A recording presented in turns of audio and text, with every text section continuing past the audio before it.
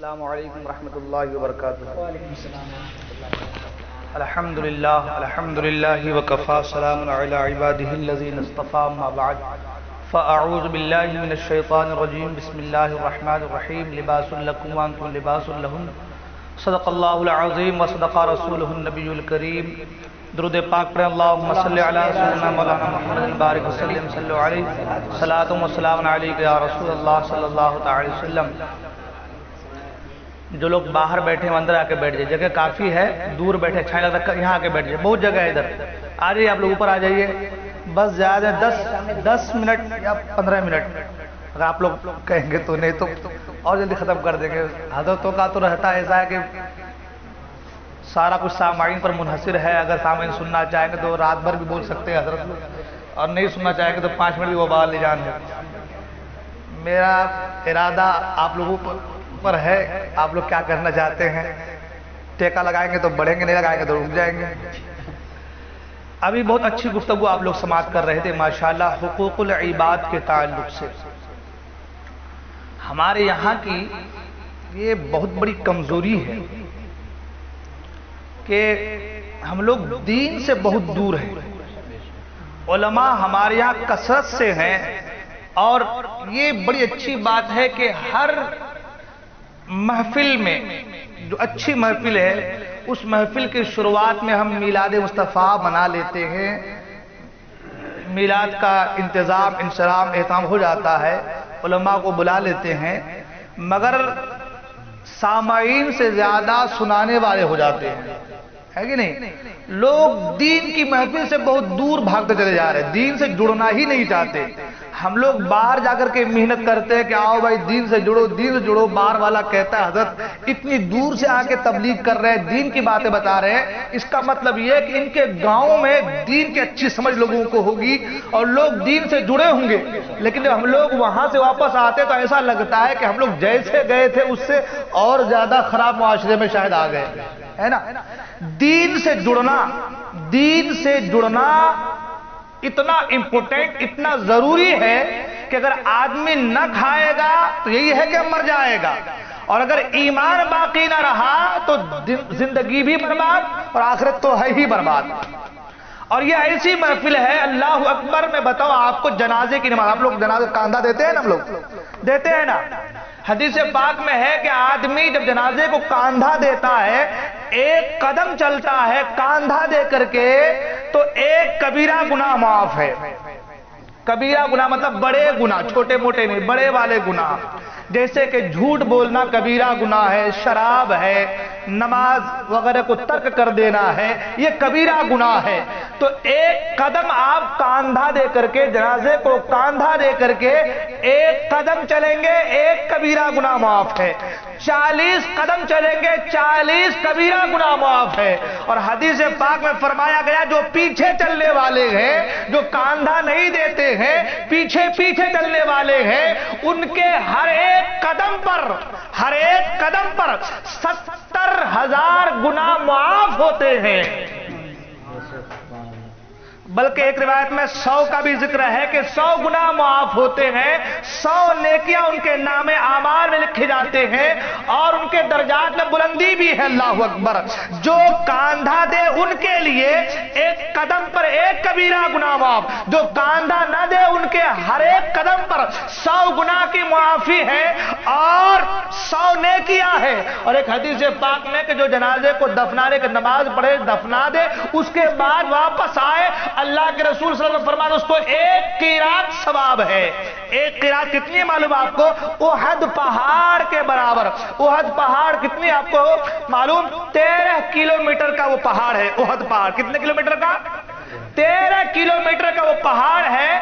اور جو جنازے کو کاندھا دے، اس کے ساتھ چلے، نماز پڑھے، دفنائے، ساتھ تک وہیں پہ رہے، 1 قیراط یعنی اس احد پہاڑ کے برابر نیکیاں اللہ تعالیٰ اس بندے کو عطا فرماتا ہے۔ اور جب 13 کلومیٹر کا وہ پہاڑ ہے، اب وہ کتنا وزنی ہوگا، کیونکہ وہ پورا پتھر، ریتی، بالو، مٹی، وہی تو ہے سب، کتنا وزنی ہوگا، کتنا، بہت زیادہ بھاری۔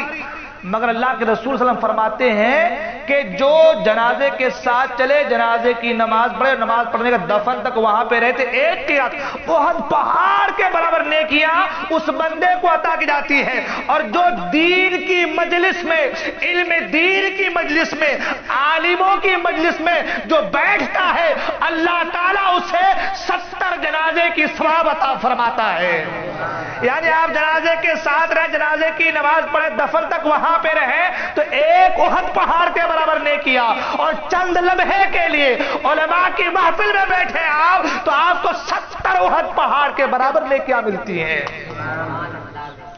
بتائیں کتنا فائدہ، کتنا ثواب آپ کو علماء کی محفل میں، مجلسوں میں بیٹھنے میں ہے۔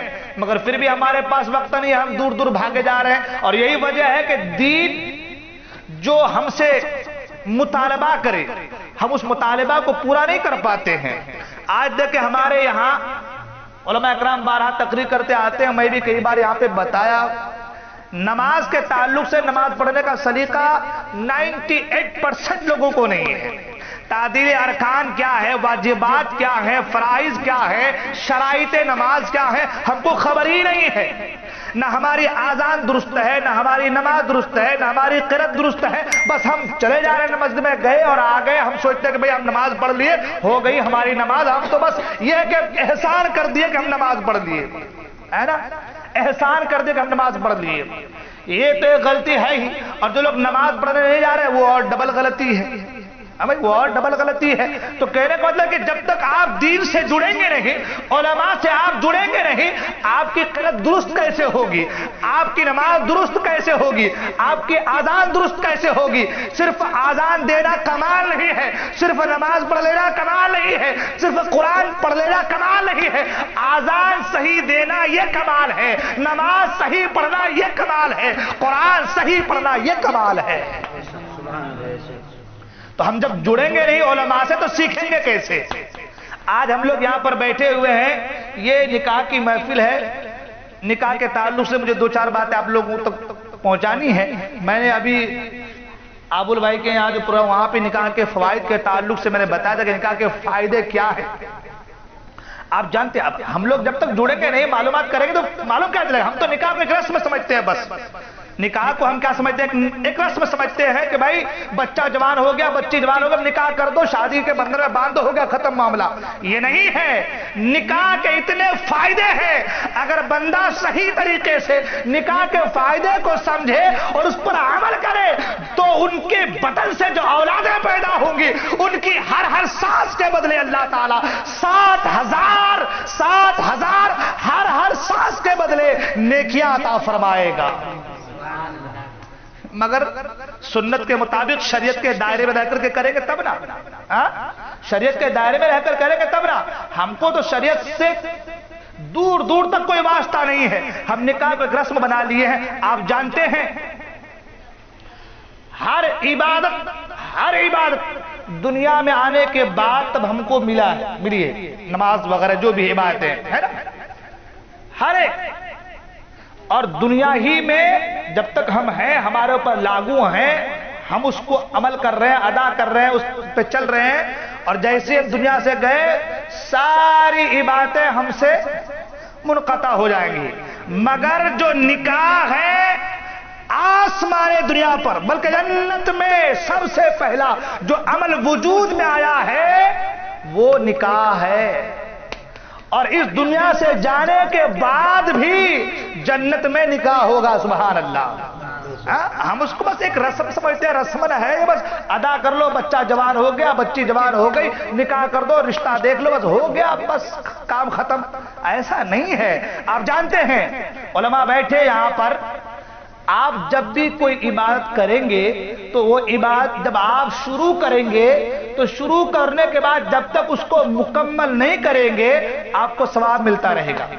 مثلا آپ نے نماز شروع کی، تکبیر تحریمہ کے ساتھ آپ نے ہاتھ باندھا، اب جب تک آپ نماز میں ہیں سلام پھیرنے تک آپ کے نام اعمال میں نیکیاں لکھی جا رہی، ثواب لکھا جا رہا ہے، صحیح ہے نا؟ آپ صبح کو سحری کیے، روزہ رکھنے کے لیے نیت کی، آپ سحری کیے، اب اس کے بعد غروب آفتاب تک جب تک آپ افطار نہ کریں گے آپ کے نام اعمال و ثواب لکھا جائے گا۔ بندہ حج کرنے کے جاتا ہے 10 دن 15 دن 20 دن جتنے دن میں، جب وہ حج کرنے کے ارادے سے نکلا اس کے نام اعمال میں ثواب نیکیاں لکھی جا رہی ہیں، جب تک واپس نہ آئے ان کے اعمال نیکیاں لکھی جا رہی ہیں۔ تو کہنے کا مطلب یہ کہ آپ کوئی بھی عمل کریں، جب آپ اس عمل کو اس عبادت کو آپ شروع کرتے ہیں تو شروع کرنے کے بعد جب تک مکمل نہ کر لیں، جب تک مکمل نہ کر لیں آپ کے نام اعمال میں نیکیاں لکھی جائیں گی۔ ہر عمل کے تعلق سے یہ ہے، ہر عمل کے نیک عمل کے تعلق سے یہ ہے، ہر عبادت کے تعلق سے یہ ہے۔ تو آپ مجھے بتائیں جب آپ نکاح کرتے ہیں یا کرواتے ہیں، جیسے ہی لڑکا کہتا ہے میں نے قبول کیا، عبادت کی افتتاح ہو گئی، عبادت کی شروعات ہو گئی۔ اب جب تک وہ لڑکی اس کے نکاح میں رہے گی تب تک اس کے نام اعمال میں نیکیاں لکھی جائیں گی، تب تک۔ یہ چھوٹی بات ہے، یہ چھوٹی بات ہے، لیکن ہم لوگ اس کو بالکل آج کل ماڈرن مغربی تہذیب کو اپنے اوپر جو ہے لاگو کر کے ماڈرن طریقے سے ہم کرتے ہیں۔ ہم کیا سوچتے ہیں زیادہ خرچہ کریں گے، زیادہ ڈیکوریشن کریں گے، زیادہ کرسیاں منگائیں گے، بڑے لوگوں کو بلائیں گے، اچھے لوگ آئیں گے، ہماری حیثیت کو، ہماری پراپرٹی کو، ہمارا جو اسٹیٹس ہے، ہمارا جو رتبہ ہے اس کو دیکھ کر کے لوگ جا کر دوسروں کو بولیں گے ارے بھلا کے بیٹی کی یا بیٹے کی شادی میں گیا تھا، ارے اتنے طرح کے پکوان تھے، اتنے طرح کے کھانے تھے، کیا ڈیکوریشن تھا یار، کیا کرسیاں تھی اور کیا اہتمام، کیا انتظام تھا، تو لوگ ہماری تعریف کریں گے۔ لیکن سنیں سرکار فرماتے ہیں جو نکاح کم خرچ میں ہو جاتا ہے، سرکار فرماتے ہیں وہ نکاح بڑی بابرکت ہے، سبحان اللہ، وہ نکاح برکت والا نکاح ہے۔ لیکن آج ہم سرکار کے حدیث کو بالائے طاق رکھ دیتے ہیں اور اپنی حیثیت کو دکھانے کی کوشش کرتے ہیں۔ آپ سے بڑے بڑے عمراء، آپ سے بڑے بڑے بادشاہ، ایسے ایسے لوگ گزرے ہیں جب تک 20,000 دینار کے پھول ان کے بستروں پر نہ بچھایا جائے تب تک نیند نہیں آتی تھی، مگر آج ان لوگوں کا کوئی نام و نشان نہیں ہے۔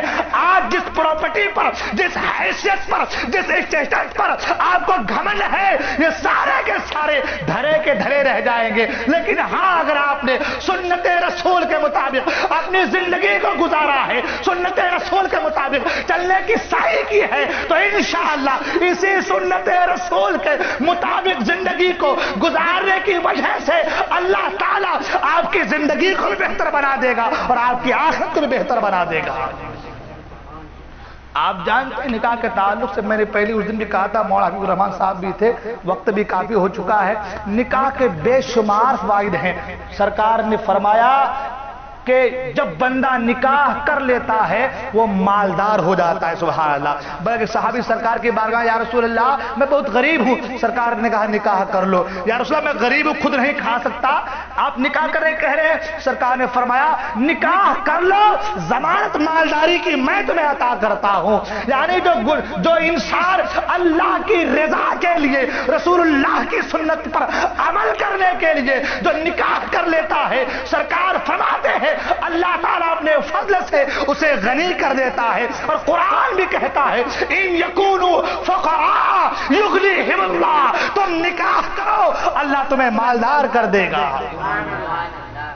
نکاح کرنے سے مالداری آتی ہے۔ اور آپ کوئی بھی عبادت کر لیں، کوئی بھی بات کر لیں، نماز، روزہ، حج، زکات، سب کے تعلق سے یہ کہ آپ نماز پڑھیں گے آپ کے گناہ معاف ہوں گے، نماز پڑھیں گے درجات میں بلندی ہوگی، نماز پڑھیں گے نیکیوں میں اضافہ ہوگا۔ لیکن کسی بھی عمل میں یہ نہیں کہا کہ آپ یہ عمل کریں تو آپ کا آدھا ایمان محفوظ ہوگا۔ لیکن اللہ اکبر، یہ نکاح ہے جس کے تعلق سے میرے آقا فرماتے ہیں جو نکاح کر لیتا ہے اس کا آدھا ایمان مکمل ہو جاتا ہے۔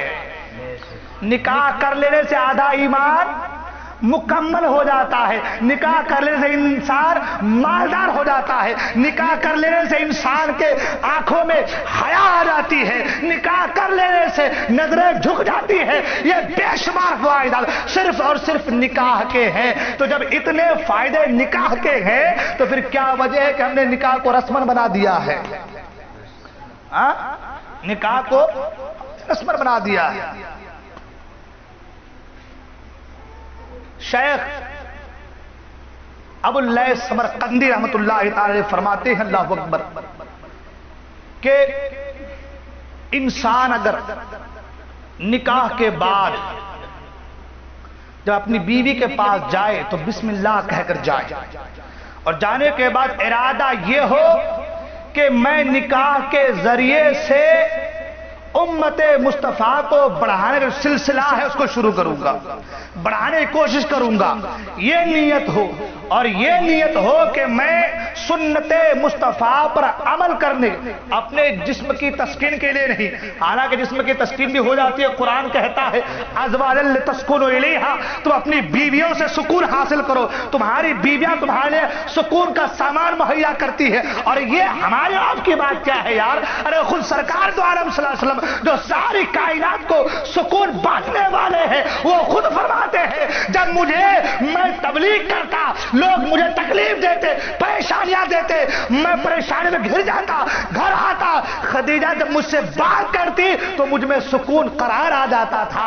وہ محمد عربی جو ساری کائنات کو سکون جو ہے فراہم کرے، سکون بانٹے، گھر میں آئے تو بیوی کے ذریعے سے، بیوی کے باتوں کے ذریعے سے سکون حاصل کرے۔ ارے قرآن کہتا ہے ازواجا لتسکنوا الیہا، تمہاری بیویاں تمہیں سکون فراہم کرتی ہے، بیویوں کے ذریعے سے تم سکون حاصل کرو۔ بے شک انسان کو جسمانی سکون بھی فراہم ہوتا ہے، لیکن نیت یہ کرے کہ میں سنت مصطفیٰ پر عمل کرنے کے لیے، نیت یہ کرے امت محمدیہ کو بڑھانے کے لیے، اللہ کی رضا کے لیے میں نکاح کر رہا ہوں۔ تو شیخ ابو اللیث سمرقندی رحمۃ اللہ تعالی فرماتے ہیں اگر وہ یہ نیت کر کے بسم اللہ پڑھ کے بیوی کے پاس جائے اور بیوی سے جو ہے وظیفہ زوجت ادا کرے، اور پھر جو ہے اللہ تعالیٰ اسے بشارت دے دے، خوشخبری دے دے، تو فرماتے ہیں جب وہ بچہ پیدا ہوگا اس کے ہر سانس کے بدلے، جب تک وہ بچہ زندہ رہے گا،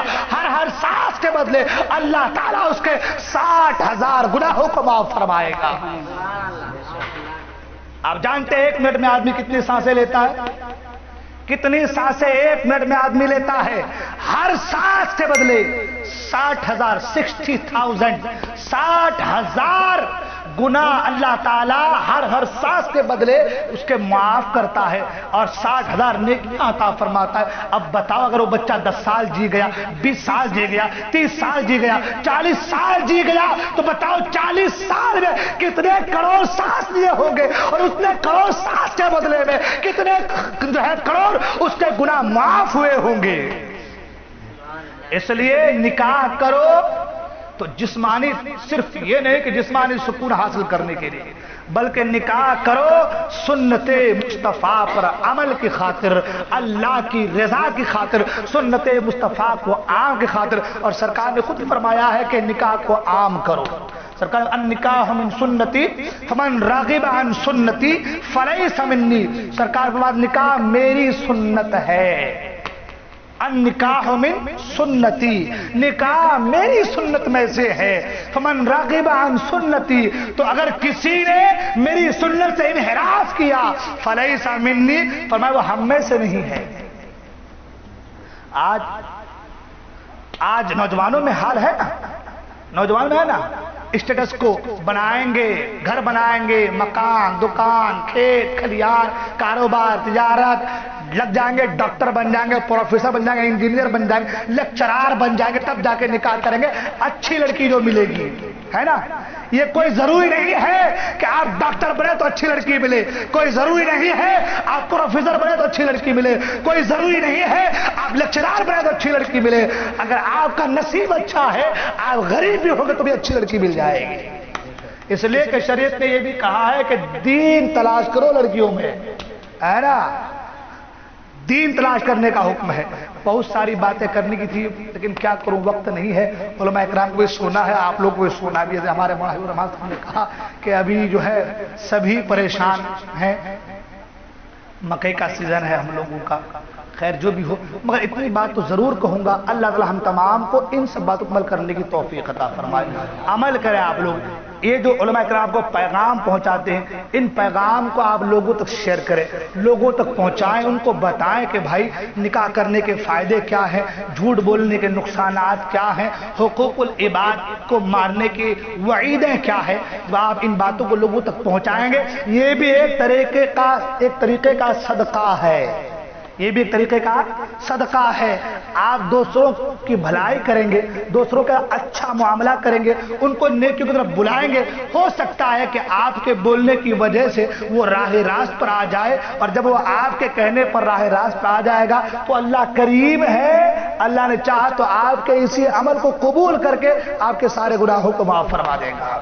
اس لیے اس کو عام کیجئے، پیغام کو شیئر کیجئے۔ اللہ تعالی ہم تمام کو دارین کے ساتھ اسے مالا مال فرمائے، بولنے میں کوئی غلطی ہو گئی ہو خدا قدر جبار اپنے حبیب کو اسے معاف فرمائے۔ میں توبہ کرتا ہوں، استغفر اللہ ربی من کل ذنب واتوب الیہ، لا الہ الا اللہ محمد رسول اللہ صلی اللہ علیہ وسلم۔ السلام علیکم ورحمۃ اللہ وبرکاتہ۔ مصطفیٰ